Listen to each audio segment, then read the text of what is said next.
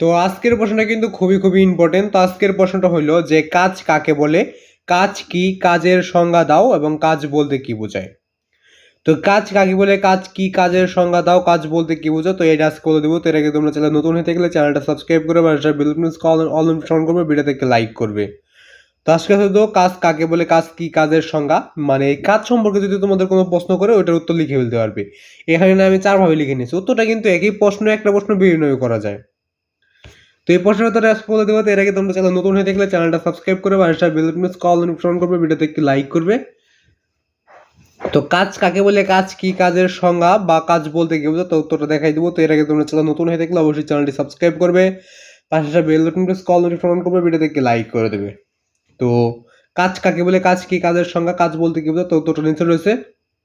আর তোমাদের যদি আরো কোনো প্রশ্নের উত্তর লাগে তো অবশ্যই কমেন্ট বক্সটা খোলা আছে, ওখানে কমেন্ট করে গেলে তোমাদের উত্তরটা দিয়ে দেবো।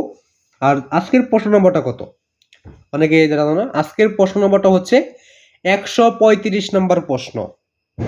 তো কত নম্বর প্রশ্ন? 135 নম্বর প্রশ্ন আজকে আমরা শিখতেছি। তোমরা থেকে 4 থেকে 500 মতো সংক্ষিপ্ত প্রশ্ন শিখে নিলে তোমাদের পরীক্ষার সৃজনশীল, প্রতিটা পরীক্ষার সৃজনশীলের অ্যান্সার তুমি করতে পারবে, শুধু গণিতটা বাদে।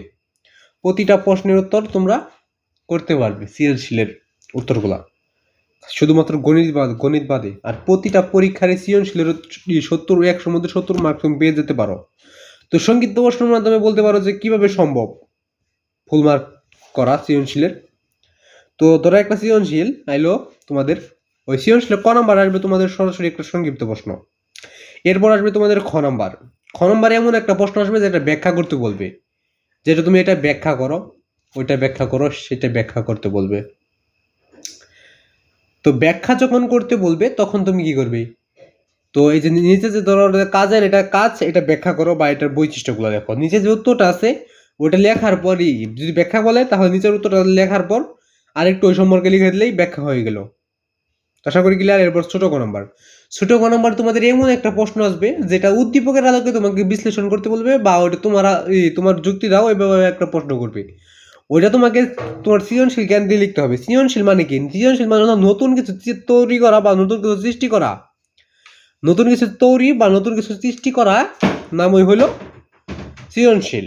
ছোট ক বড় ক তোমরা তোমাদের বানিয়ে লিখতে হবে বা তোমাদের তৈরি করতে হবে।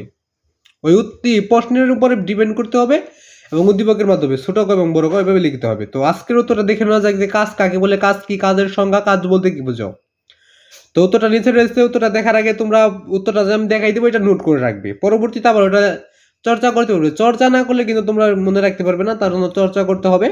তো কাজ কাকে বলে, কাজ কি, কাজের সংজ্ঞা, কাজ বলতে কি বোঝো। তো উত্তরটা দেখে নেওয়া যাক। উত্তরটা দেখার আগে তোমরা চ্যানেল নতুন হয়ে থাকলে চ্যানেলটা অবশ্যই সাবস্ক্রাইব করে বেল নোটিফিকেশন করবে, ভিডিওতে লাইক করে দিবে।